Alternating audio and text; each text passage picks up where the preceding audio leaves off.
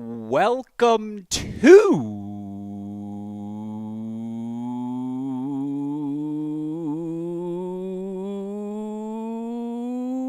Hey, Great Shot. This is the Great Shot Podcast, a Cracked Racquets and Believe Podcast Network production. My name is Alex Gruskin. On tonight's show, we've got an NCAA opening weekend recap edition of The Deciding Point, where we will break down everything we learned from the first two rounds of play at this year's NCAA tournament. Of course, here on Tuesday nights, we focus on the Division I women's action and what an opening weekend of play we were treated to. We saw 4 different host seeds knocked out on the weekend. We will have an all unseeded super regional final that, of course, had all of us racing to the rule books to figure out who exactly gets to host this round of 16 match. So much fun to discuss. Of course, we want to preview the Sweet 16 as well. And joining me tonight to help do exactly that, the exact man I would want to help me break down all the Division I women's NCAA tournament action we have seen thus far. Of course, you all know him best as the returning champion of returning champions to this podcast, founder of the No Ad, No Problem, both blog and, of course, podcast, where you can hear immediate reactions to the opening weekend of NCAA tournament play. Of course, you all know him best as our dear, dear friend, John J. Parsons, joining us once again. Jay, hey, great shot. Welcome back to the show. Opening weekend of the NCAA tournament in the books. I'm still feeling the buzz, my friend. How are you feeling? Well, I'm feeling your buzz because it is high octane tonight. Yeah, I'm excited. We are no longer waiting and seeing. We are seeing. We know what has happened these first 2 rounds. We have results to discuss. We have projections. So it's a very exciting time. This is May. We're here.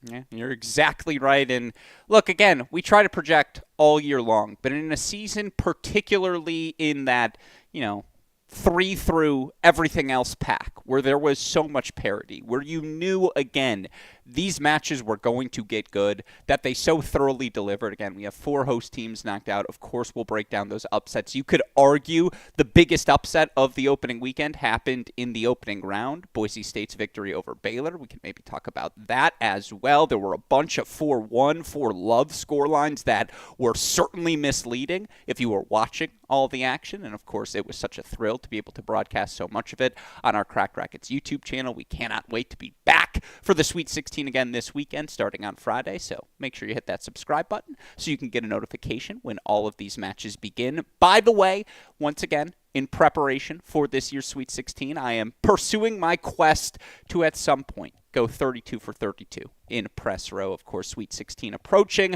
I want to interview a representative from all 32 of the remaining teams. I think this is going to be the year.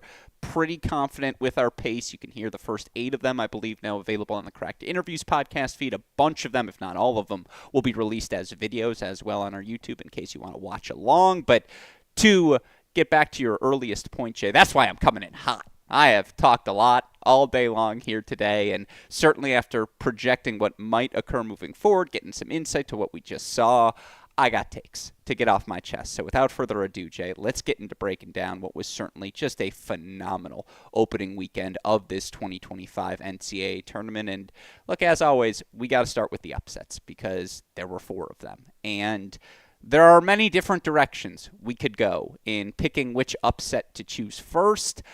I'm going to be selfish and start with the one I happen to be on a call for and still cannot believe occurred.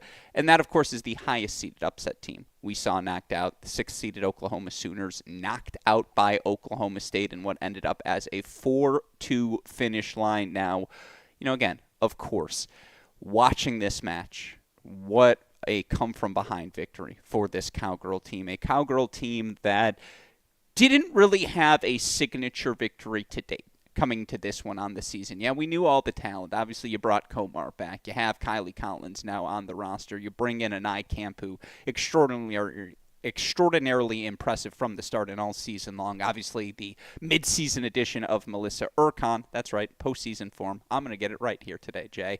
All these different things that you had working together. Epps and her resurgent season. We knew what this team could be on paper. But I will be honest, and there was a text I sent to Jay and a couple others in a group chat we were in where after seeing Texas Tech knocked out by Stanford and after seeing Oklahoma start, they grabbed the doubles point, clinched at the number 3 spot. They were up big on that court. Things got tight at the end, but ultimately they close it out there. And then they grab 4 first sets. And certainly when they get the straight set win on court number 6, when Shahur is up 6-love, 4-love at the top spot, and you still have Emma Staker on court, in my mind, I was ready to pencil Oklahoma, maybe even pen them, into the round of 16. They were at home. They were ahead against an Oklahoma State team who we just hadn't seen all year long dig themselves out of a situation like that.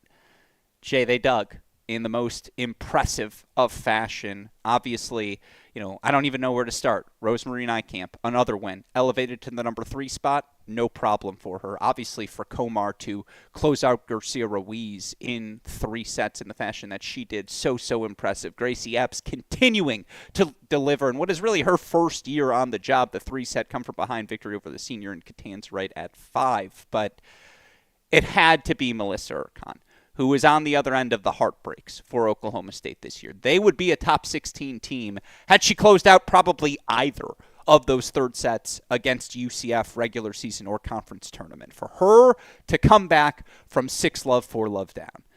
Jay, I know I just talked a lot at you. I apologize. But I still am trying to process the comeback myself. What was your reaction watching from afar, and what does it say about this Oklahoma State team they earn a win like this?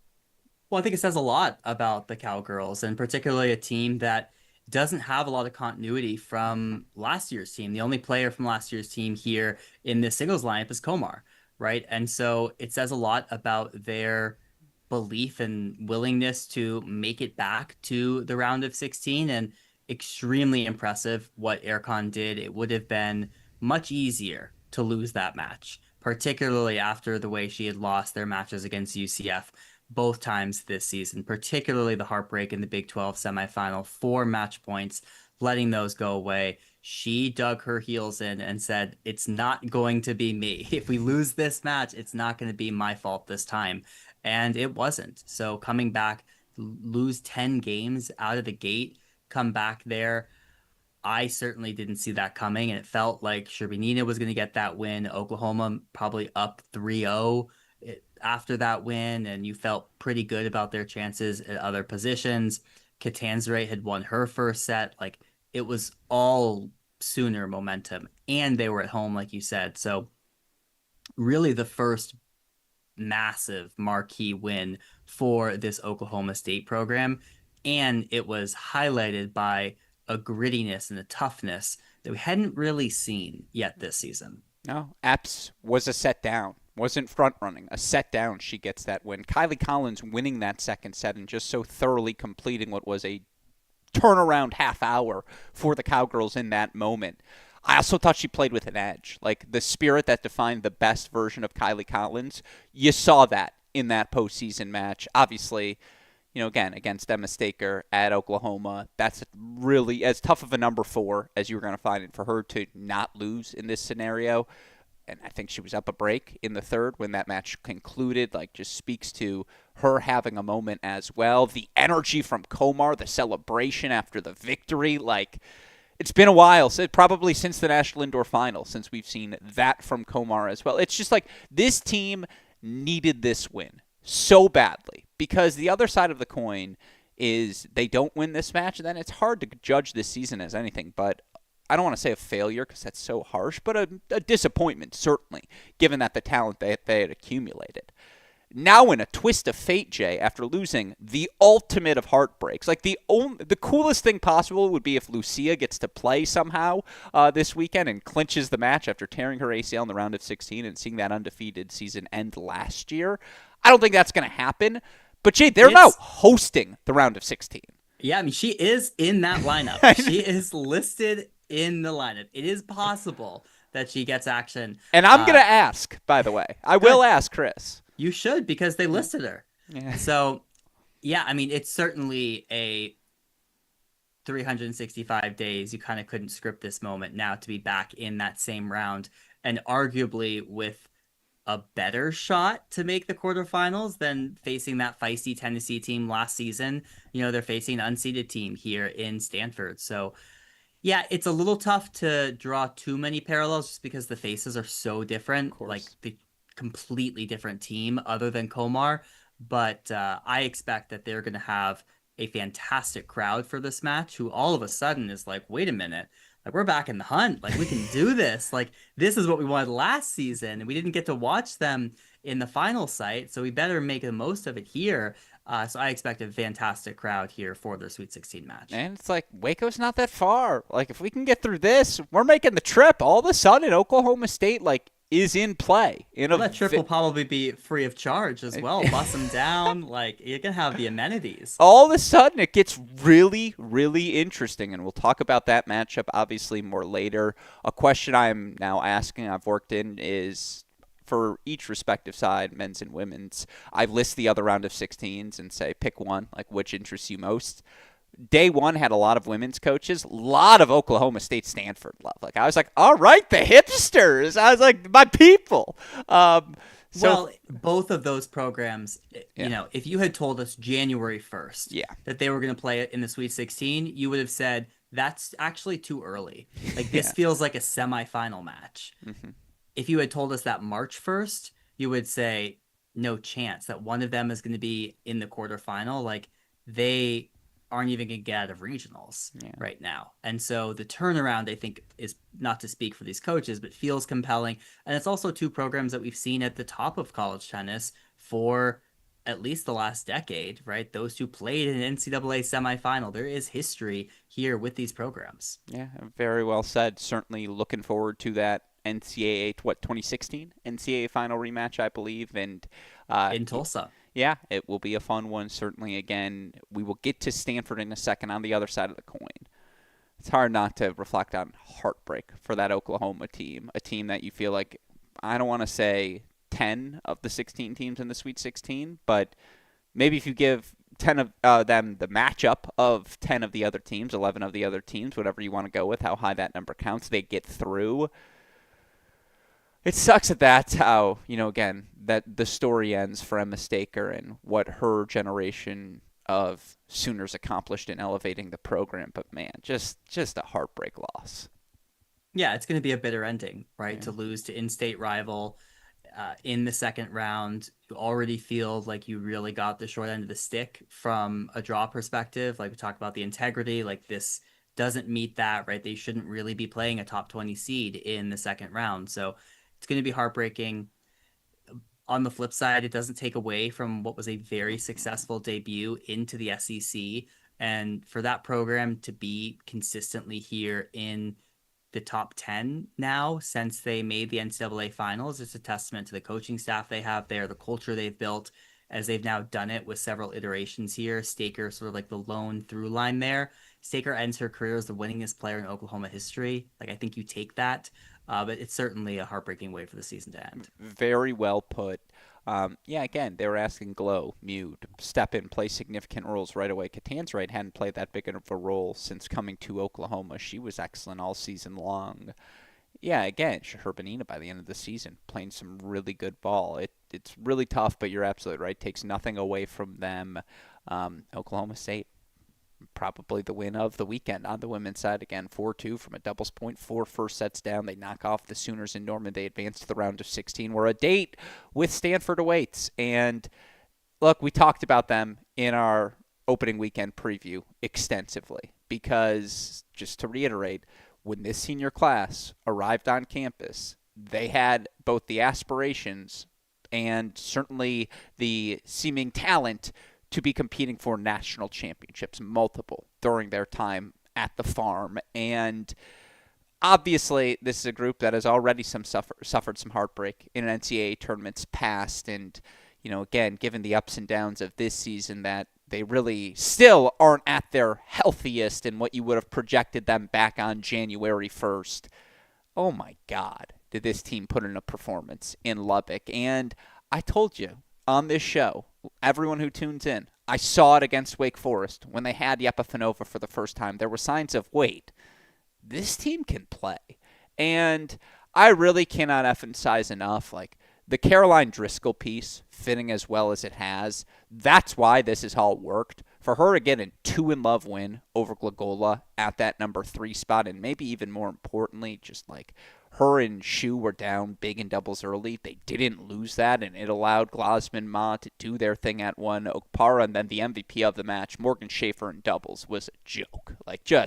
I have not seen the freshman play that well all year. They take the doubles point against a Texas Tech team that doesn't lose doubles. Connie Ma, 1-1 over Saifeldinova. Driscoll, 2-in-love over Glagola. And then Glasman from 5-1 down in the opening set, 7-6, 6-1. Yepafinova took her opening set. Again, Jermaine Sharif finishes her season undefeated. She was awesome at that number 6 spot again. But doubles, 3 first sets on the road. Doubles, 3 straight set wins on the road. They took it to Texas Tech's 2 of 3 best spots in Dmitrichenko at 2 in doubles. This is their best win of the year. Talk about another team that said, let's save it for the end, I guess. Jay, no one knows Stanford women's tennis better than you. Talk me through this victory, your surprise level, and how just comprehensive it was. Well, I'm not surprised. I think I made the case for this happening when we spoke last week. Fair. I saw no way that their season ended in Lubbock. There just did not see that happening, and they played like they didn't want that to happen. But I'm a little surprised. I mean, the conditions in Lubbock can be quite tough with the wind and not necessarily something you battle there at Stanford.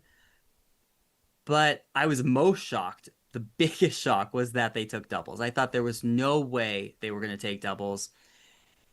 And at that point, once they took doubles, it was like, oh, this is going to be all downhill from there because this is going to be smooth sailing.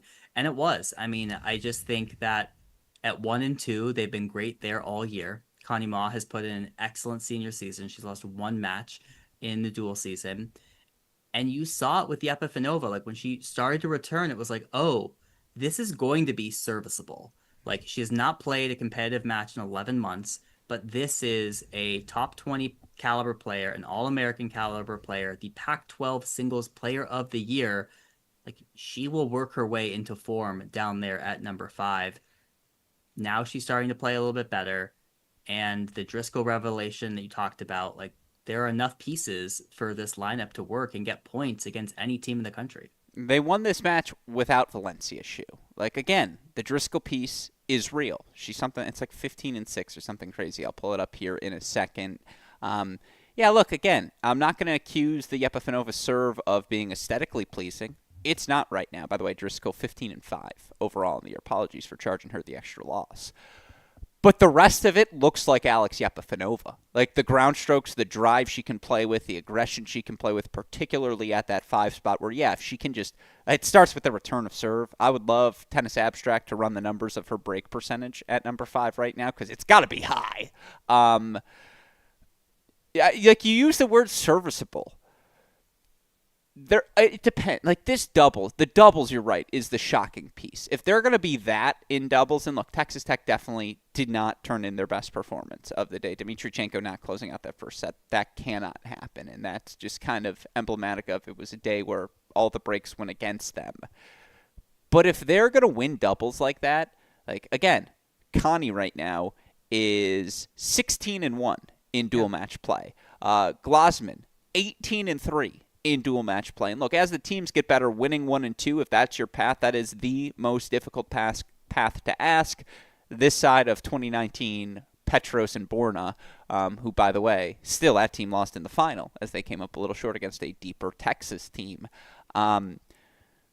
But boy, they could win at 1 and 2. And if they're taking doubles like this, they need to just find one more. Yepafinova, you feel like Yepafinova or Driscoll could do that every time? Don't count out Valencia Shu, who it's going to take 2 hours to beat no matter what. Okpara is down there fighting at that number 6 spot as well, although I certainly think that's one you have to take if you're going to beat Stanford. It's fascinating. This team is frisky. This team is a tough out. You know where you have to beat them. But you have to go out and do it. They're going to make you work, and you said it. If they can play with that same edge, I've never seen Connie that loud. It was something. That's the thing, and that's what I was that was the biggest question mark, which is like, I felt passionate that their season wasn't going to end in Lubbock, but like, how passionate do they feel about that? Like, how passionate does Connie Ma, who made the NCAA singles final as a freshman, feel about not ending this Stanford season in what would be essentially one of, if not the worst seasons in program history? After her 4 years there, she feels passionate about it clearly. And that's what this team needs. They need to feel that edge. They need to feel that a lot of years that Stanford team comes in underseeded, but the rub is no one actually thinks they are truly at that seed. Like when they come in as the 15 seed and you're like, well, they're playing North Carolina in the second round, it's like, yeah, but those are actually the two title favorites, and that's unfortunate for both of them. This team is actually a true underdog in a way that other Stanford teams in the past have only tried to lean into. This team needs to embrace it because if they do, it's a very dangerous proposition. It's such a fascinating round of 16. Them versus Oklahoma State. Similar resumes. Like both made the national indoors. Both were unimpressive. Both were solid during the regular conference play, but man, like, playing their best tennis to end the season. Stanford 4-1 winners over Texas Tech. Again, another team can't take away anything they did here this year, and certainly with Saifet Denova, the lone senior on the roster. We're not going to address who may or may not be in the portal right now. We'll save that for a little bit later in the offseason. But really tough to lose that match at home still. That told me so much more about Stanford, who just played inspired tennis, as we have discussed here today. Well, told me a little bit about Texas Tech as well, but okay. I mean, the thing for Texas Tech is now they are dangerously outside of ITA kickoff. So they're projected at 13 right now, and right behind them is Texas. Texas could absolutely jump them this weekend, as is UCLA, as is Oklahoma State. Oklahoma State's probably too far to jump them, but hey, if Texas or UCLA win, it's going to be tough for Texas Tech to host. And remember, 13, a key spot, is there are only 14 kickoff regions with the dual hosts once again next season. So something to monitor as you look at the rankings. On the edge. Yeah, I like it down the season's home stretch. All right, next one almost makes me uncomfortable to talk about. UCLA, 4-3 over 15th seeded Vanderbilt. Obviously, we had highlighted it was Stella Sampras Webster, head coach of UCLA, her daughter, freshman Sophia Webster, on the Vanderbilt team. I think we even joked about it last week, like, God, what if it comes down to Sophia? It came down to Sophia. She had 6-4, 2-team match points in the third set breaker, and ultimately was sophomore Amani Guichard able to win the final 4 points, turn things around. She takes it 8-6 in the tie break, 7-6 in the third. Once again, UCLA, that one lovely, they're able to grab in doubles, and this time they get it at the 1 and 3 spot. Center and Fakine knocked out 6-2 by Ray and Stammel. This was a really tightly contested match, as you expected it to be. CB gets the win at the number 1 spot. You would have favored her there. Really good performance from Kimmy Hance. Again, down a 6-1 first set, 1-6, 7-6, 6-love. She knocks out Valeria Ray. That's probably her best win of the season. Starts with Elisa at 3. She gets a straight set win over Stammel. To win 2 of the top 3 against this Vanderbilt team, particularly impressive. You get Guichard coming through. I mean, again, it was a viewing experience. Jay, what was your reaction to UCLA's victory? Well, huge from the two seniors in Hance and Wagley to get those wins there. That was a fight from Kimmy Hance to win that second set after getting trounced in the first set, a fight I didn't see her have in her Michigan match. So a big credit to her. Wagley's been very solid for this team all season long. The problem with this Vanderbilt match is you go indoors and they'll have 6 courts. And so the chances that this was going to come down to Sophia Webster increased exponentially. And so you do get it. It was a fantastic college tennis match. 3-all, third set tiebreak. The added storylines, uncomfortable for everyone, but a really great college tennis match. And these two teams, dead even. UCLA does it again. They go on the road in these first 2 rounds, and they take off another seed like they did against Duke. When Chris is retired, I'll get him to start running statistics of which players have earned the most road victories in the NCAA tournament in history. And I do wonder if Elisa and Kimmy are in the top 5. Like, think about all the wins they have now picked up on the road in their career. And if you get one road win, like genuine road win over a host team, you're on a list. You get two, that list gets shorter. What have this team? Have they picked up 4, 5 over the last 3 years? Now, of course, you'd rather be the host, but they keep doing it, Jay. It is impressive. It's impressive. I don't know if it's a list you really want to be on, but if you're going to be on the list, you want to be at the top. Yeah. But yeah, Is it like the Charles Barkley, Karl Malone, like best without a ring list? well, they are without a ring. I mean, the lone person that did have a ring is very close to this program. Like Fangren Tian has been like in LA much of this season. I think she's hurt, but I got to imagine there were conversations about bringing her back because that would have changed some major calculus here. No, I mean, and also for UCLA to win this match without Kate Faki, who has been one of their key pieces at that number 4 spot as well. Like, it's a big victory. It's a big flip for Geisha, her biggest win of the season. Huge, massive momentum heading into this match against Texas A&M. I am worried about that 4 spot. That's not a match Faki should be losing, and it's getting a little concerning there. But sometimes these freshmen hit a wall towards the end of the season, so hopefully she can recover over these next few days before they head to College Station. Yeah, tough loss for Vanderbilt. Really impressive that they turned their season, again, losing opening kickoff weekend match to UCSB. And with how well UCSB played Texas A&M this weekend, again, respect, to end up as a top 16 seed. What is it? Everyone but Stevens and CB is back, I think, for this group next year. I think CB is an open question because she actually redshirted that freshman year. And either it was a redshirt or she was docked a year of ineligibility, but she was on campus and is definitely a senior academically, but I'm not sure. She might have one more year of extra eligibility. Yeah, I screwed that up in an interview earlier. I forget. It was Collard I messed up. She's got another year. And by the way, submit your resumes now to be her doubles partner.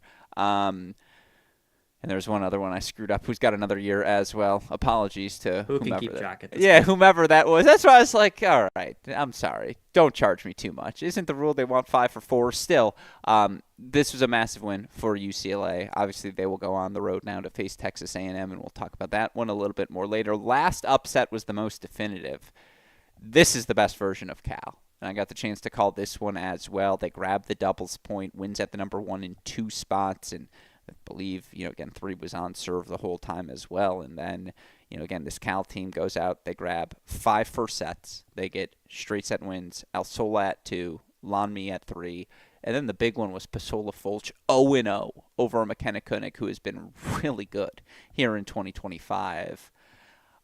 I make this case in a bunch of the Cracked Interviews press row episodes because people ask me, what is the match you want to talk about? And because I know others won't.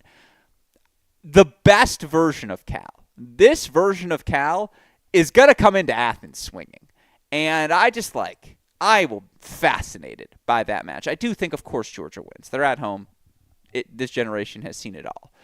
But, man, what a win for Cal, Jay. That was a really, really impressive victory. Yeah, the score lines were jaw-dropping at 2, 3, and 4.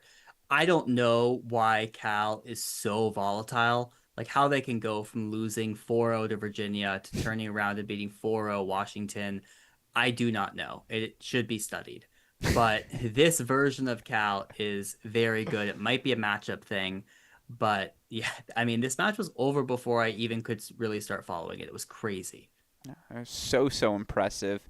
That win at 4, again, 0-0 over Koenig. I cannot believe that happened. And look, it's a lot of new pieces for Washington relative to the group we have seen over the past couple of years, groups that we've seen at the National Indoors. But, man, they're at home. To beat a team like that on the road, so impressive. This is a very good Cal team. And they're still doing it without Wiersholm, obviously. Just imagine if Senior Concha Wiersholm was healthy and playing her best ball on this Cal roster here this year. Certainly, if they had her all season long, you feel like they would have been a top 16 seed. And maybe this whole conversation's a little different. Have you talked to Coach Augustus yet? Not yet, because I was hoping to spring hey, I'm going to come to Athens Thursday. Can we chat?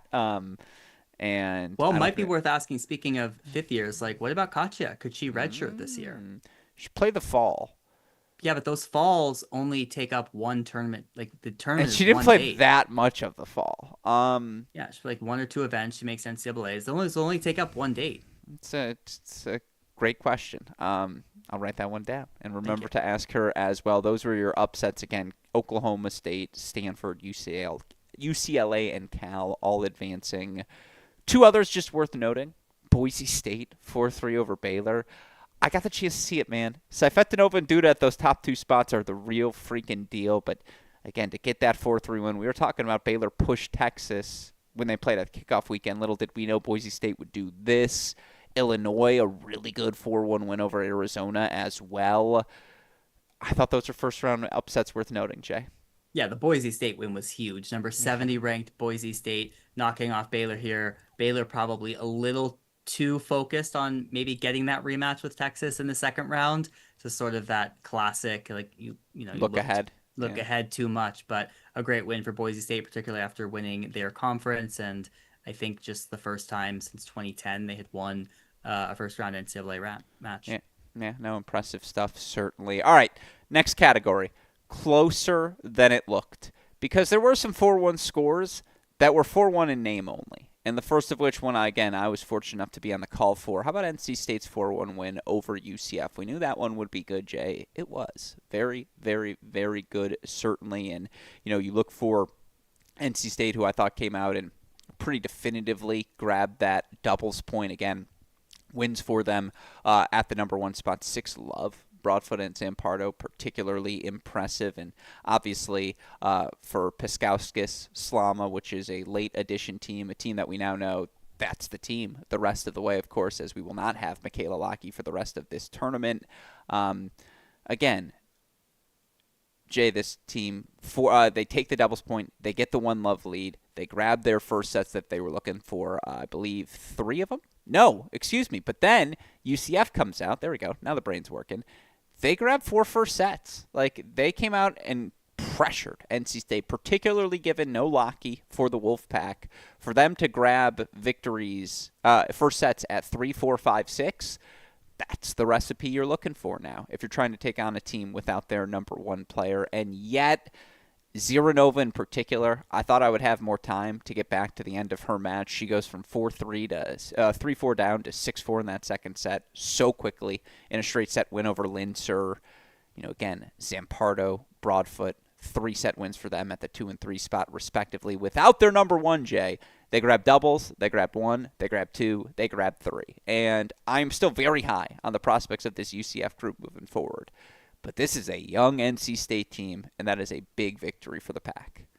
Yeah, I was really impressed with this victory. I thought there was certainly a world where UCF could win this, and I do still think we should have the Big 12 conversation because outside of Oklahoma State, right, those upsets you talked about, Baylor losing, Arizona losing, UCF losing, Texas Tech losing, I don't think it's fair to put UCF in that category because they grabbed the 4 first sets, because that match was a toss-up down the home stretch. And I know it finished 4-1. Sonka obviously had multiple chances to close out Piskauskis at 4. She wasn't able to do so. I mean, Slama was up at 5 when that match finished. But, UCF didn't get – Texas Tech, that was tough. Arizona, that's tough. Baylor, that's really tough. I wouldn't put UCF in that category. It's slightly less tough. Yeah. But still, I mean, this match probably would have been 5-2. Or it could have been 6-1. Yeah. This is without their number one singles player. UCF will win this match next year. This is not the year. So I was impressed with NC State. For them, super gritty team. They're rallying without their number one. They continue to be really good in doubles. We're starting to see a lot of development happening there, which credit to NC State. If someone were to ask me, what are the programs that really develop players? NC State is very high on that list.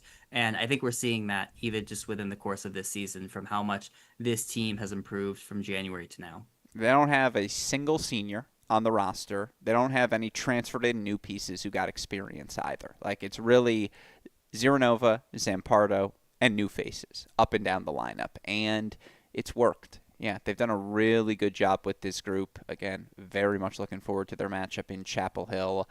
UCF grabbed 4 first sets. They had a window. They had a path. You have a path in a match. I know the 4-1 score line in the end, but it was definitely tightly contested there for that final hour and a half of dramatic singles play. But yeah, again, doubles top 3 victories without their number 1 singles player. Not too shabby for NC State as they advance to the Sweet 16. Next up for me in this category, how about LSU? I think that's another team we would have to throw out there. Jay, you look for LSU, ultimately a 4-1 win over USC, but man, this match was tightly contested. Had LSU not grabbed that doubles point, again, USC had their paths. 4, 5, 6. I think they got their win at that number 6 spot.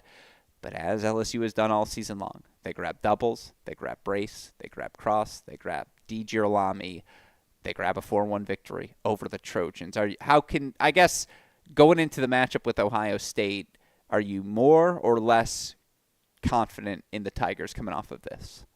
Probably less, Okay. I would say. I mean, I think this was huge for them to get doubles. USC really needed that doubles point, a point that they relied on throughout the season, but without that, it was always going to be tough. But I think this just go to show like the bottom half of that LSU lineup is not where it needs to be to compete in a Sweet 16 and beyond. And then you look at these teams remaining in their path, they're not going to go 3-0 against any of these remaining teams. They're just not. And that's going to be tough because that is only going to be serviceable for these teams that are ranked below them. I'm very much looking forward to the battles of the top 3, though. Chavez versus Brace, that's big hitting. Cross versus Perry, 2 players who can do just a lot of everything. I mean, Ratliff versus D. Girolami is going to be really fun at that 3 spot as well. And yeah, you do feel like, can Ohio State go 1-2 there? Because if they can go 1-2 there, you'd favor LSU in doubles. We're getting a little ahead of the preview here. But it's just like such a fascinating match calculus where, like, to me, that 2 spot feels, or maybe even the 1 spot feels like the swing spot because Nishino, Barizniak, like whomever, it'll probably be Spencer at 6 for the Buckeyes. You're leaning that way probably at all 3 courts. You'd probably lean LSU in doubles, just given some ups and downs for the Buckeyes. They drop it to Notre Dame this weekend, but oh man, like it's those top 3 matchups are tasty. Yeah, I mean that is the calculus for LSU even against Ohio State. It's doubles in 1, 2, and 3. And I don't think there's a chance in hell they go 3-0 at the top 3 singles against Ohio State in Columbus. Yeah, it's going to be a fascinating one. We'll talk about it more in a second. The last one on this list is the sneaky inclusion. Am I wrong to have Texas A&M, who earns a 4-1 victory over UCSB, on this list? UCSB, who, by the way, earned a hard-fought 4-3 victory over Rice the previous day. Like, Texas A&M got pushed in this match. I know it says 4-1 on the overall scoreboard, but multiple 3-set matches in this one. Jay, fair to include them? Absolutely. I mean, the hot take is if UCSB didn't play that 4-3 match the previous day, like what would this match have looked like? Because UCSB was very much in this match in many of these singles matches, including a straight set win over Luciana Perez, a shocking loss for her at number 4. Like this was a fantastic effort by UCSB. UCSB dropped 5 first sets. They lingered. Honor and Stoyana was 7-6, 5-6 Stoyana led. Richardson was up 3-love in the third on Kupris. As you mentioned, Leroux got a straight set victory over Perez. But I think for Texas A&M, this is the best case scenario. To have Smetanikov and Reed earn those victories, it's not the best case scenario, you're right. But it's nice to have those to be like, hey, we kind of need you today. And they come through early. It's again, there's always a match like this early in the tournament you got to get through. I always think about like all the times Virginia played Penn State in round 2, and sometimes like Stakhovsky made life a little tricky for Damajan at the top spot. So I understand that like cliche of like, oh, it was. But it's better to blitz. Well, no, yeah, I was gonna say, I mean, for you, Virginia, Oklahoma State in 2016, like, oh, you always have those matches. It's a good one. That was not the case for Texas A&M last season. Yeah. Last season, second round, they blitzed through Oklahoma, and that's when we started to take them seriously. And then they pull the upset of upsets. They go on the road. They beat North Carolina. Relative to how they looked last year, this team is far from that level. But they were working in the Brandstein piece last year in a way that we hadn't seen earlier in the year. Like, we hadn't gotten a ton. Yeah, wouldn't you have expected that to be tumultuous? No, It I wasn't. think we were waiting for them to hit that other level, and they finally hit that other level when they had her for a month come the NCAA tournament. Like, I Got it. guess So you're saying that level isn't here? no, I'm not saying that. I That's am what I'm saying hearing. no, I am saying that I am going to give the benefit of the doubt to players in Stoyana, Kieran, Kupris, Perez in particular, who I have seen perform in an NCAA tournament as recently as last year. Didn't see that from Smetanikov. Didn't see that from Reed. Wanted to see it. You got to see it here in this round number 2 match. I agree. It's way better to win 4-love than it is to be pushed like this 4-1. But if you're going to be pushed 4-1, those would be the two players I would love to see be like, no, no, no, we'll put this one to bed. And they did. I agree with all of the points you make. I agree with all the points I make. I agree. Yeah, so there we go. At an impasse. But no, that's where, again, it got a little closer than it looked. Certainly 3 impressive victories of 4 host seeds, NC State, LSU, Texas A&M, all through. Last up, the job well done category. Jay, I mentioned, I gave you a list, and I sent you in parentheses, most impressive, least impressive, of our remaining seeds to advance. And again, all the top 10 seeds advanced through to the round of 16. Georgia, 4-love over Georgia Tech. Michigan, 4-love over Arizona State. Ohio State, 4-1 over Notre Dame. UNC, got a little dicey, 4-love over South Carolina. I considered, by the way, putting both UNC and Georgia in the closer than the final score suggested, because they were, but like it was never really in doubt for either of those teams in the way. Like, you did feel a split second of doubt, legitimately, for Texas A&M. I think more so than you did for these other two. Fair, for listeners of the show, Jay is shaking his head as if to agree. Yeah, I agree. I mean, even Virginia Yeah, against Illinois, was particularly going for to be them to next. drop a straight set match from Dravinsky, like that one. But again, it was 4-1, but probably wasn't that much closer than 4-1, but it got interesting. Similarly, Wisconsin got a straight set win over Auburn, but Bennett was up. Like, they had other places they were up when they had earned their 4-1 victory, so never really in doubt for the Tigers over Wisconsin. Tennessee, impressive 4-0 win over Pepperdine. They were decisive in that match. Duke, 4-0 over FAU. Yes, as you mentioned, UVA 4-1 over Illinois as well. Of that list of top 10 seeds, Jay, who impressed you the most? I would actually say it was Ohio State. I know they dropped that doubles point to I Notre Dame, so agree. Such a good call by you. but their doubles is just not that good.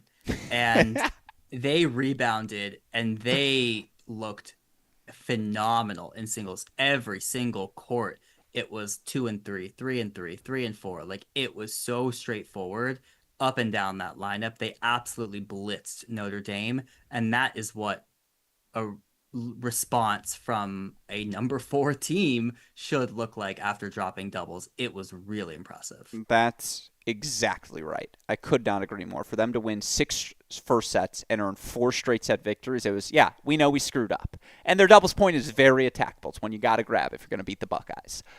But then they're not messing around in singles. The depth is there. This team is that good at every position. Again, for Spencer, 0-1 at that number 6 spot. That's what you want to see. Brizniak, 3-2 over Hanford.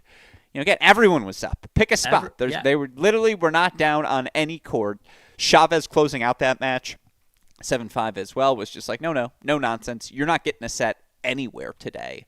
That would have been my pick as well. I did think that was particularly impressive. I mean, again, I know there were other teams who earned comprehensive victories. Michigan was very much not tested against Arizona State. They played the match you wanted them to play if you're a Michigan fan after dropping that Big Ten tournament final.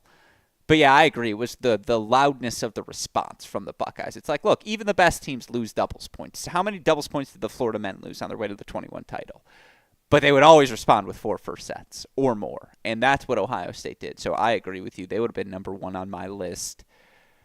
Tennessee would have been 2. Like, I thought that match might get dicey. It really wasn't. Doubles and straight set victories. Like, that's an impressive win for Tennessee. And I'm ready for the Respect Bowl between them and Virginia in this weekend Sweet 16. Just a lot of love between those two squads.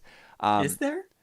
No, a lot of love, like just the vibes they give off. Like, they are just, I like how each of those teams. The respective teams give off love vibes. Yes, but not exactly. a lot of love No, between these no two. Yeah. direct relationship Okay. between Virginia and Tennessee. They played 4-2 national indoors. Very fun match. But Yes. again, it's the energy each of those teams bring, the ethos that you love in college Mm. tennis. So it's going to be a very spirited match in the best way.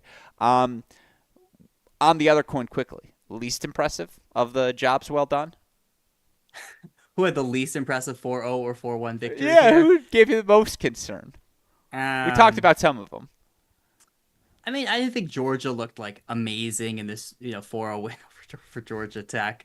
UNC certainly is probably at the top of this list, actually. Like, that was a relative as close as like a 4-0 could look, I guess, in that second round. I don't know.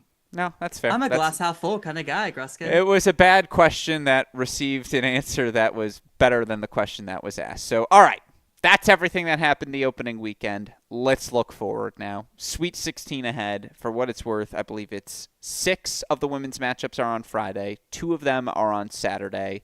I think we have all but Texas A&M on our Crack Rackets YouTube channel this weekend. I asked you in the email. I don't know if you saw it, but I did see this. I okay. did see my homework. I asked you, yeah, and you had 4 hours to complete the assignment. It was 8 things. I don't mind. I asked you to rank them, and I think that's how we're going to go through this, from most to least intriguing. Let's start. Do we go bottom or the top of the list? I want listeners to keep listening, so let's start at the bottom of the list. Who is number 8 and why? Okay. With the preface, these are all awesome matches. Yes. We have 8 matches. Yeah. So what do you said to power rank them, which is not necessarily least to most interesting. Okay, so well then by power ranking, who was 8? UNC NC State. My rationale for this is that we did see this match both in the regular season and in the ACC semifinal. North Carolina has won twice. It's an NC State team without their number 1 player. That is my rationale. This has been a extremely fierce and storied rivalry over the past few years, but ultimately, I'm pretty confident North Carolina will get this done in Chapel Hill. When we tell the story of the 2020s, the poll frontrunners for the best rivalries, Georgia, Texas A&M, of course, and this one. Those are the top 2 contenders, UNC, NC State. And go ahead. This is a new era. 2025 has marked a new era. Your take was discussed in a podcast on the Cracked Interviews that's available as part of Press Row. That I believe the term "cooling" was thrown out there on a podcast that the rivalry had cooled of late. Oh, yeah, it has. Disputed. Let's just say disputed in the podcast, and we can leave that there. And I was on the side of the dispute because I got to call their match, and there was plenty of heat down the home stretch between Broadfoot and Evans in what was UNC's 4-3 win in Chapel Hill in the regular season. Now, obviously, no Michaela Lockey in this match for NC State is a different dynamic. I also think we'll see UNC go with their normal doubles teams as opposed to the exception, which I asked both coaches about, or one brought up, so I had to ask the other about in the Cracked Interviews podcasts that I did with both. I have it at 6.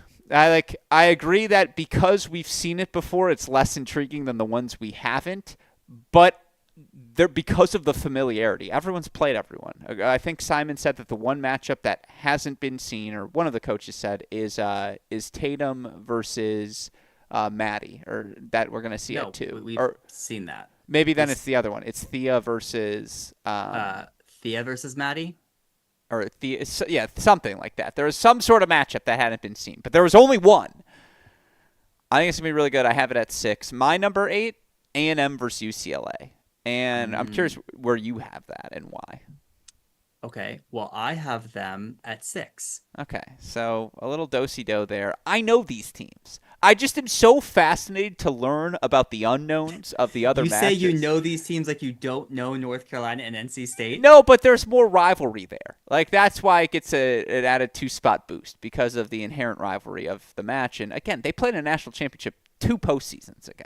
So, like, that matters. No, but the only players are Brantmeyer and Tangillick. And Ziranova, who's on the bench, but who played in the match. You're correct. But it's also the crowd factor. Like, because they're so close in proximity, that crowd is going to be I hope fun. that crowd is good. That new facility looks very nice in Chapel Hill. I need those seats filled up for this match. Okay, those seats have been a little empty. Those seats still look brand spanking new. Okay, they need to be filled. Yeah, they're way too shiny. They are not nearly rusted enough. That's a keen observation by Thank you, you. my friend. Um, Make the case for A&M UCLA being a little higher. Well, it's not a match we see every day, That's first true. of all. And the second is that UCLA can take this doubles point against Texas A&M, and that makes things interesting, particularly after what we saw against UCSB.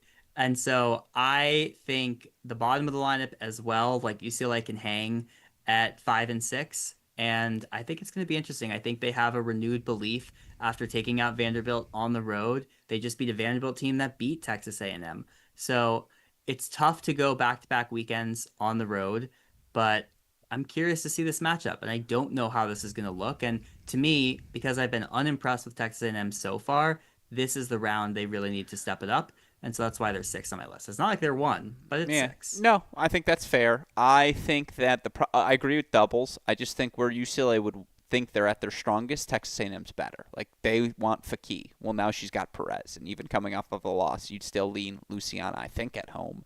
Um, I know, but look at what you just saw. yeah, I think Reed's been better than whomever UCLA goes with at Yep. 6, whether it's center or Mhm. Fernandez. I think Smetanikov versus Guichard at 5 gets interesting, but I'd probably still lean Smetanikov. The problem is, like, again, you have to have Elisa beat Mia.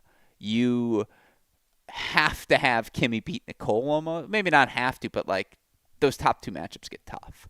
Um, Again, it's my 6, not yeah, my 1. it's yeah, Okay. that's fair. I'm fascinated for it. Do we both have Georgia Cal at 7? You have Georgia Cal at 7? And it hurt me to do. It hurt me to do. I Oh, have them at when 7. I was doing that, I was like, there's no, he's gonna have it like 1 or 2. Like he's gonna give me a hard time about this. I'm shocked you have them at 7. Do you have them at 7 as well? Yes, I do. It was for list integrity. I love this match. This is my match. Like, Cal is frisky, man. They just go out there and they play. They're gonna be like, and I think they played Georgia in the round of 16 last year, if my Yeah, brain still works. which to me adds to this. For Yes, I sure. think it helps Cal that they've been here literally before, but also we just saw this last year. Which is why it's 7. And it's Georgia at home, and they're really good at home, and you have to be so good to beat them. I'll say this: if the Cal that played Washington shows up, they are that good. Like they could do it. They're really good in the middle of the lineup as well, which just gets interesting. Um, but yeah, Lon Me versus Mel Riasco on court 3 it's a in must-have. Athens. It's a must-have. It's on my short list of best individual matchups. Very much looking forward to that one. Who's your 5? Virginia, Tennessee. Oh, wow. We have the same list. Look, it's a rematch. It was a 4-2 match, a really fun one at the National Indoor, certainly. It's hard. Like, I don't know. I know these teams. I don't have as many questions about these teams as my top 4 matchups, which I'm so fascinated by because I think there are a lot of questions lingering for all of them. Well, I still have questions. I mean, when Virginia beat this Tennessee team, they were without Travinsky. They were without True. Kozakova. Kozakova looked, she was back, and she looks amazing this past weekend. But I don't know what the 5 and 6 are going to look like for either of these teams this weekend. So, I mean, again, it's going to be a really good match. I think it could be one of the closer matches we get this weekend. But I sort of feel like I know what this will look like. Cataleo is the other one I called the senior. She is not. She's very much a junior. Doubles is going to be really fun in this one. I think you lean Virginia just because of how good they've been in doubles all year long, but it's one Tennessee's got to grab because again, it's so many new pieces, 4, 5, 6 across the board for these teams. You're right. I'm excited for the Tomase Zio match. Like Zio's been strolling. Tomase's success here in her senior season was louder because it came at the All Americans to start the year. But like Ziodato's just been strolling along at that number 1 spot. Again, who does Virginia play? I tried to coax it out of Coach O'Leary. Didn't work. But it is fascinating to wonder what does that lineup look like. I feel like we still don't know what the best 6 in singles is for Virginia. And Tennessee makes it work, man. They are, again, the thorn in the side. I know the Tennessee men were the ones who came back from 3-love down and 5-love in a third set, but that's just now Tennessee tennis. Like, I could see whomever on the women's side doing that if they need to as well. It's a great match. The top four are just really, really good. So that's why I have it at 5. By the way, I didn't ask for your predictions. I would like them. A&M versus UCLA, A&M, Georgia Cal, Georgia, UNC NC State, North Carolina, Virginia Tennessee. Virginia. And that they came out as quickly as they did is why they are also in the 5 through 8 spots. All right. Well, I've also been thinking about these for a while. This is fair. Number 4 on your list, Jay, is whom? Ohio State, LSU. Oh, that's a bad pick, but I'll let you go first. Why? Well, okay. I mean, they're my 4 because I don't have a lot of faith in the LSU 4, 5, and 6. I don't have a lot of faith in this LSU team on the road. I don't have a lot of faith in this LSU team in gritty, like tough matches. They've lost a lot of those matches where they have put up a fight. I'm becoming very impressed with this Ohio State team. The run that they have been on mirrors the UCLA men, who also won the Big Ten tournament, where they are clearly playing their best tennis. Now, I do think LSU wins doubles, and I think we see a response from Ohio State, much like we saw with Notre Dame. It is very hard for me to see LSU going into Columbus and beating the Buckeyes there. I'm not getting like a team cohesion vibe from LSU this season. Kayla Cross, despite her results in the pros, like she's basically guaranteed to play a 3-setter here in college. There's just zero chance they win. They go 3-0 against the Buckeyes, and if they don't, they can't win this match. Sadieva, who I think is at 4 now, versus Nishino. That's a really interesting one to me. That feels like a swing where if you're going to find an extra other than doubles in top 3, that's the place to do it. It's fascinating to think, like, who would the win be more impressive for? If Cross beats Perry or if Perry beats Cross? Because Perry's obviously the more accomplished college player, Cross the more accomplished professional player. Like, who would it be a more impressive win for, respectively? It's why I'm so fascinated by that match. It's also why I have it at 2. Because you know who we haven't seen in the quarterfinals in the last many a years? Ohio State, LSU. And it's an opportunity for both on a platter to reach that quarterfinal round, reach that final site. This Ohio State team's so young. Like, again, you feel like this group's going to be around a while. If LSU's players choose to come back and not go pursue their pro aspirations, this group could be around for a while as well. Again, it's NC State, UCF, but around later with even higher stakes. And like just in terms of, is it a year too soon for these teams to really make that jump to the next step and to get a final set? I think it is this year for LSU. Yeah, fair. Can they do it? Like, they know their path. That's the other thing is on the right days, they win doubles 1, 2, and 3 against anyone. They have a path still. Really hard to do in Columbus. That's why I have this match at 2, because it's 2 teams we haven't just seen get past this stage in a little bit, and they both have the talent to be frisky with anyone for different reasons, very different reasons. Yeah, when was the last time we saw Ohio State? Yeah, 2017. Yeah. Last time this Ohio State team, that was the DiLorenzo years, 2016, 2017. Last time this Ohio State team made the semifinals. Yeah, I will be very surprised if LSU wins. Mm-hmm. And so for me, that's why it's 4 of these 3. Fair. My 4 is Stanford, Oklahoma State, which we talked a lot about at the beginning. Where are they on your list? They are 3. Oh, okay. By the way, your Ohio State LSU prediction I didn't ask for because I think your prediction was pretty clear in your analysis there that you're taking the Ohio Bucks. Talk me through Stanford. By the way, it would be more impressive for Perry to beat Cross. It would be a, I have a lot of questions for Kayla Cross if she loses. Interesting. Stanford, Oklahoma State, what's your read and why? Oh, this is so fun. I mean, this is a massive chance for both of these teams. We already did this earlier, but I think what's so clear is Stanford knows where they need to win. They need to win at 1, 2, and 5, and if they can sneak a doubles, they are golden against Oklahoma State. The Stanford team struggles on the road against boisterous, loud crowds. I imagine that's what we'll get. A reinvigorated Stillwater team. I think it's going to be really fun. It's funny because I have questions at the same 2 spots for each of these teams, doubles and 6. And I think those are swing points in this match. Like Okpara versus Lopez. You maybe lean Lopez, but it's not a definitive lean. If Stanford plays doubles like they did against Texas Tech, maybe you lean that way, but it's not a definitive lean either direction. Yeah, and then there's just some like Glasman versus Komar. Mwah. Oh, is that one good? Super fun. Apps versus Yep. Like, that's a really fun match at the number 5 spot as well. Again, they're 4. The margin between them and 1 is not large. You're going card, you're going cowgirl. Who you got? Ugh. See, this is why it had to be top 4 as well. Yeah, I felt very strongly that Stanford was not losing that Texas Tech match. And some of it was because I wanted to beat you. I was so high on that Texas Tech team, and it just wasn't happening. And I don't feel the same way in this match. I do think the Cowgirls get through. All right, fair enough. Cowgirls squeaking through according to Jay. I have Michigan, Texas 3. Is it your 2 or your 1? It's my 2. Okay. This match is really good. It's a rematch from the National Indoors, a match won by the Michigan Wolverines, of course, but this Texas team is 3 months more experienced than they were, of course, then. They've got Zainalova. They've got Uvrutsky. They've got all the options available to them. On the other side, we know who Michigan is. It's been the same 6 all season long. It feels like they are starting to play their best doubles to end the year, and if they can go up 1-love, again, they feel like they can win a singles match at any of their 6 positions, and they've proven this year that they can. Oh, this match is really, really good. It's really, really good, Jay. What's your lean? Which way you going? Well, in my bracket, I predicted Texas. It's kind of like my big upset. I'm less convinced, I will say, after the first weekend that happens.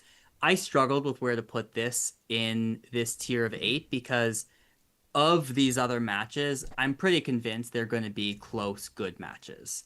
There's a world where Texas wins this match, and there's a world where Texas gets absolutely blitzed by Michigan. And that's not the case for some of these other matches that we're talking about. In fact, it's not the case for any of these other matches. I have no idea what Texas will show up. Is it going to be the team that beats the number 1 team in the country in Georgia? Or is it going to be the team that showed up at SECs? Because the first version of that team beats Michigan. The second version of that team is in and out of Ann Arbor in 2 hours.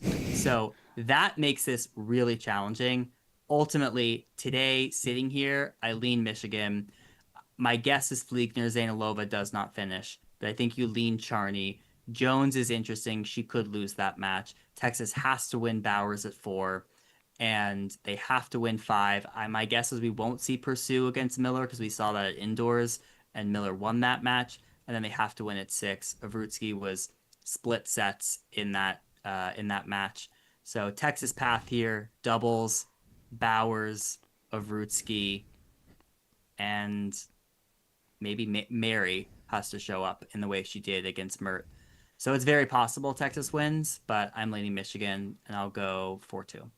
Awesome matchups everywhere. I really enjoy what we're going to see in this one. Yeah, again, the Fleekner, Zainalova, 2 seniors going at it in the NCAA tournament. That's all you can ask for. That this young Texas team knows this Michigan team, and similarly, that the young pieces on Michigan know what they're getting in Texas. I think that helps both teams, given the dearth of experience in the bottom of the lineup for each of them. It's gonna break my. I had to make sure it wasn't on my broadcast because I want to know. I'm not gonna even look at the scoreboards. I'll mentally combust when I need to be at my most focused. That's such a I'm just lie. glad it can be on the broadcast because they have cameras now. Praise be. It was my life's work. And it's going to be outside. It's high of 74, partly cloudy in Ann Arbor. You don't know the dances I've been doing outside to try and reverse that weather report, Jay. Honestly, though, I want to see it indoors or outdoors. I don't care. I just want to see this match. This one's really, really good. Could have been 1. Could have been anywhere in this top 4. It was at my number 3. I don't know, just to avoid bias. But you could have flipped a coin between them and Ohio State, as I did many times. We have the same number 1. It's Duke Auburn. How could it not be? Just 2 new. You can't call Duke a new story because it's Duke. But certainly with Havdi added in midway through the year and them coming off of a loss at the ACC tournament for the Auburn side of things, obviously they were the last team out of hosting a top 8 seed, and yet if you watched them at all at the SEC tournament, you know that Texas A&M match, that's what a top 8 matchup looks like. That's final sight tennis.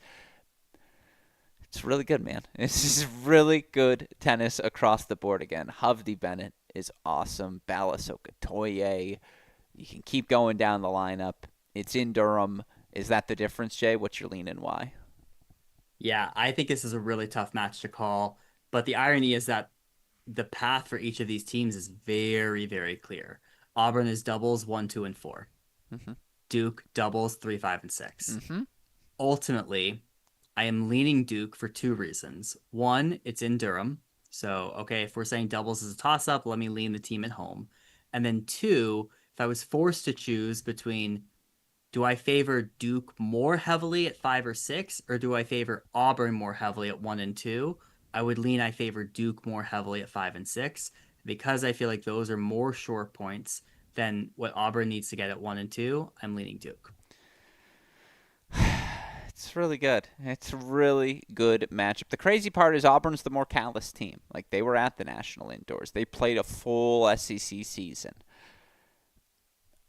Again, Duke was pushed, what, 3 times, 4 times max, you would feel like, with this Hovde iteration of the team, and went 3-1 in those occasions. But, yeah, this matchup is really good. What if this is the Hovde match, where she plays at the level we have seen from her, obviously, out on the pro circuit, and she beats DJ Bennett? Like, is this where all the pieces fall into place? What if DJ Bennett just keeps doing DJ Bennett things at that number one spot? You're right that the match calculus is so clear for both of these teams. This one's really good, Jay. What's your prediction and why? I You just said said Duke ever slightly. Duke. You said Yeah, 4-3. Duke. You think they Yeah, get through that path? I think it's 4-3. I think probably 4-3. I think it could end up being a 4-3 with a lot of straight sets as well. And if I choose a match that this will come down to, it will come down to that number 4 spot. That's what I was looking for with my question. I like this matchup. I'm very much looking forward to it. I believe they and the Tar Heels are both 5 p.m. Eastern time matches. And again, 7 of these 8 we're going to have on our Crack Rackets YouTube channel. Jay, my last question for you. I wrote out all the number one singles battles because I was just like, oh my God. In reverse order or in my least to most enjoyable. Stoyana versus AC, Luke Meyer. Vidmanova, Mushika. Brantmeyer, Ziranova at 5 feels too low. So I'm actually going to boost them up to 4 and put Ziodato, Tomase at 5. Ma Urkan 4. Fligner, Zainalova 3. I have Chavez, Brace 2, and I probably should have put it 1 because that's an Alex Gruskin special. And Hovde Bennett is my number 1, just because what if this is the match where it clicks for Hovde? But those are 8 really good number 1 singles battles. Yeah, I think you're wrong on Hovde Bennett being number 1. I think Fair. like Chavez Brace is super fascinating. Fliegner Zainalova, another fascinating one. Those are your top 2. I think you're probably too high on Connie Ma and Erkan. Like that should be a straightforward win for Connie Ma. So I think the 2 to circle are Fliegner, Zainalova, Brace, Chavez. Do you have another one? Like we talked, Yepafinova, obviously, earlier in her matchup versus Gracie Epps. Another sneaky one on the radar you're watching. A doubles point. Perhaps it's that Duke Auburn doubles point just in general because God is 1-0 going to be valuable. You got one for me? Well, how about Travinsky Aaliyah, number 2, the undercard there? I mean, that's just a fun contrast in styles. 2 non-seniors, just for your information. Yeah, I mean, I think those are fun. I already mentioned Lon Me versus Mel Riasco on court 3 up there on the upper bowl of the Dan McGill Tennis Complex. So there's a lot of fun ones. Kupras versus Waggles at that number 3 spot. That's a very fun one between those two. It's going to be an awesome weekend. And again, we have coverage starting, I believe, 4 p.m. Eastern time, or is it 3 p.m. Eastern time? What's the first 3 p.m. match? That's A&M versus UCLA. Oh, Well, and but you don't Stanford, have South coverage.